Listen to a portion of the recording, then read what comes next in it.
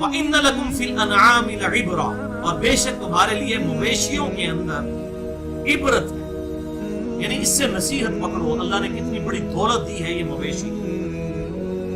مویشی چاہے گائے ہو، بھینس ہو، یا بھیڑ ہو، بکری ہو، اونٹ ہو، جتنے بھی مویشی ہیں۔ نسقیکم مما فی بطونی، ہم تمہیں پلاتے ہیں ان کے پیٹوں کے اندر سے، من بین فرث و دم، اور وہ ایسی چیز ہے جو خون اور گوبر کے درمیان سے نکلتی ہے ان کے پیٹ میں سے، ان مویشیوں میں۔ لبنا خالصا، خالص دودھ، سائغا للشاربین، اور یہ بڑا ہی خوش ذائقہ ہوتا ہے پینے والوں۔ آپ ذرا دودھ کو امیجن کریں، آپ ایون جب دودھ دویا جاتا ہے نا تو بھینس یا گائے کے جو تھن ہے نا ان کو آپ کاٹ کے بھی دیکھیں اس میں سے خون اور گوبر ہی نکلے گا، دودھ نہیں نکلے گا، وہ اسی وقت بن کے اس میں سے نکل رہا ہوگا۔ ایسا کوئی کیمیکل ریئیکشن ہے، اور آپ دیکھ لیں یہ دودھ پروڈیوس نہیں کیا جا سکا کیمیکلی۔ جو آپ کو خشک دودھ بھی ملتا ہے یہ بھی اسی دودھ کو ہی کیا جاتا ہے، خشک کر کے تو پیکٹس کی فارم میں پیک کیا جاتا ہے۔ باقیوں کو تو دودھ کو کہہ نہیں سکتے، اس کو وائٹنر کہتے ہیں، دودھ نہیں کہہ سکتے، مقدمہ ہو جائے گا عدالت میں اگر اس کو دودھ کہے۔ یہ اللہ تعالیٰ نے ایسی چیز بنائی ہے، اور اس کی ایک بڑی امپورٹنس انسانیت کے لیے یہ ہے کہ پوری کی پوری انسانیت دودھ کے اوپر چلے۔ ہم تو یہ دیکھتے ہیں دودھ نہ پیا، چائے نہ پی تو کیا بنے گا۔ آپ نے کبھی غور کیا یہ چھوٹے بچے تو بڑے ہی دودھ کی وجہ سے ہوتے ہیں، یعنی کوئی انسان بڑا ہی نہ ہو کہ دودھ ختم ہو جائے دنیا سے، وہ دودھ کے علاوہ کوئی اور خوراک کھا ہی نہیں سکتے۔ اور یہ دودھ ہے جو پرفیکشن والی غذا ہے، لیکوڈ ہونے کے باوجود ایک پرفیکٹ غذا ہے۔ پوری انسانیت دودھ کے اوپر چل رہی ہے، انسان کو چھوڑ دیں، اس کے علاوہ جتنے میملز ہیں سب کے سب دودھ کے اوپر چل رہے ہیں۔ اگر کوئی اپنے بچے کو دودھ نہ بھی پلائے تو بھینس یا گائے کا دودھ ہی پلائے گا، یا خشک دودھ پلائے گا، پلانا دودھ ہی ہوگا۔ تو یہ دودھ بہت بڑی چیز ہے، اور اللہ تعالیٰ مانتا ہے خوش ذائقہ ہے پینے والوں کے لیے۔ اب جو دودھ کے شوقین ہیں ان کے لیے بہت فائدہ مند چیز ہے، اور ان کے لیے خوش ذائقہ بھی ہے، اور نہ بھی ہو بعض لوگ ہیں ان کو ڈائریکٹ دودھ اتنا پسند نہیں ہوتا، یعنی کہ مثلا مجھے دودھ اتنا اچھا نہیں لگتا پینے میں، خوشگوار نہیں لگتا، لیکن دودھ کی بنی ہوئی جتنی چیزیں وہ پسند ہے، دہی ہو، الفا ہو جائے، فالودہ ہو جائے، دودھ پتی ہو جائے، فیوریٹ بھائی مشروم جو ہے وہ دودھ پتی۔ اب آپ یہ دیکھیں یہ دودھ کے اندر اللہ تعالیٰ نے کتنی طاقت رہا۔ آپ کو دودھ ویسے بھی نہیں، جو بچے بڑے ہوتے ہیں دودھ سے نفرت کرنا شروع کر دیتے ہیں، لیکن دودھ کے ساتھ ہمارا تعلق ہمیشہ رہتا ہے، کبھی چائے کی فارم کے اندر، کبھی آئس کریم کی فارم کے اندر، اور کبھی دہی کی شکل کے اندر، کبھی بلائی کی شکل کے اندر، اتنی ساری چیزیں ہیں۔ اور پھر پرانے زمانے کے اندر تو یہ بات کی جاتی تھی، اب بھی گاؤں ایریا کے اندر، کہ پائی جی دے گھر مجھ ہوئے نا یہ گاؤں میں ادھا رزق ہوتے گھر ہوتا ہے، جس کے گھر بھینس کے گائے ہو تو آدھا رزق، اسی کے دودھ کو استعمال کرتے ہیں، پھر اسی دودھ کے ساتھ مکھن بنتا ہے، اسی سے گھی بھی بنتا ہے، اور پھر اس کے گوبر کو جو ہے وہ ایز این ایندھن بھی استعمال کیا جاتا ہے۔ تو یہ اللہ تبارک و تعالیٰ نے کیسی نعمتیں بنائی ہیں جو آج تک اسی طریقے سے پہلے الحمدللہ۔ وَمِن ثَمَرَاتِ النَّخِيلِ، اور انہی پھلوں میں سے ہیں کھجوریں، وَالْأَعْنَابِ، اور انگور، تَتَّخِذُونَ مِنْهُ سَكَرًا، اور اسی سے تم میٹھا رس بھی کشید کرتے ہو۔ عرب ملکوں کے اندر تو یہ کھجور کا ملک شیک بھی پیا جاتا ہے، یہاں پہ اب تھوڑا بہت رواج آنا شروع ہوا ہے کھجور کا جوس نکالنے کا، اور انگور کا جوس تو خیر نکالا ہی جاتا ہے۔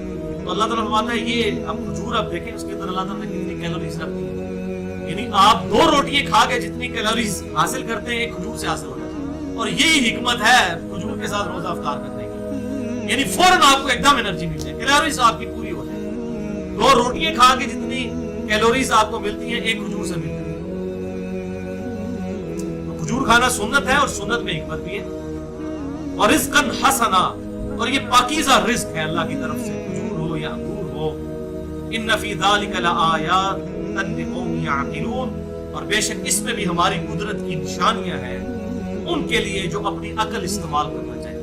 عقل استعمال کریں تو آپ دیکھ لیں اللہ تعالیٰ کی کتنی بڑی بڑی نشانیاں اس کائنات کے اندر موجود ہیں جس کے ذریعے کوئی شخص اپنے گاڈ کو پہچان سکتے ہیں۔ اب ایک اور بڑی نشانی کا ذکر آ رہا ہے، وَأَوْحَى رَبُّكَ إِلَى النَّحْلِ، اور وحی کی تیرے رب نے شہد کی مکھی کی طرف، ہنی بی، النحل، اس کی وجہ سے اس سورت کا نام بھی النحل ہے، یعنی کتنی امپورٹنٹ چیز ہے یہ شہد کی مکھی۔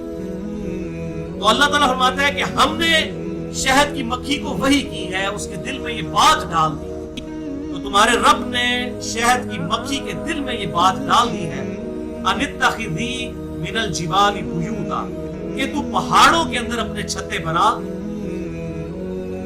اپنے گھر بنا، ومن الشجر، اور درختوں کے اوپر، ومما یعرشون، اور یہ جو چھپر ہیں لوگ بناتے ہیں ان کے اندر، اونچے اونچے مکان جو بناتے ہیں آپ دیکھیں چھتوں کے اوپر یہ اپنا چھتا بنا لیتی ہیں، درختوں کے اندر، پہاڑوں کے اندر۔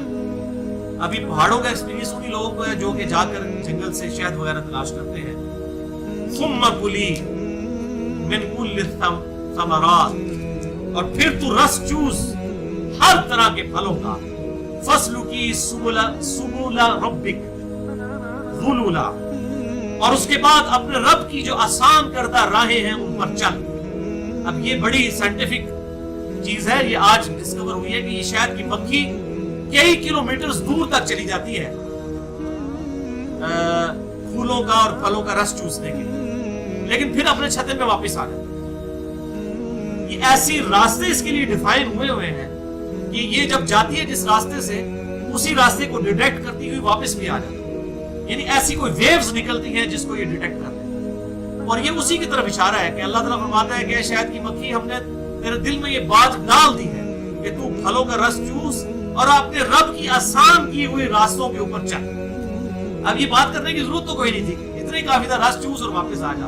یہ راستے کون سے ہیں یہ اللہ تعالیٰ نے ڈیفائن کر دیا اس کے لیے، جن راستوں کو وہ ڈیٹیکٹ کرتی ہوئی جاتی ہے، اور پھر کبھی ایسا نہیں ہوتا کہ ایک شہد کی مکھی جو ہے وہ کسی دوسرے چھتے میں جا کے بیٹھ جائے۔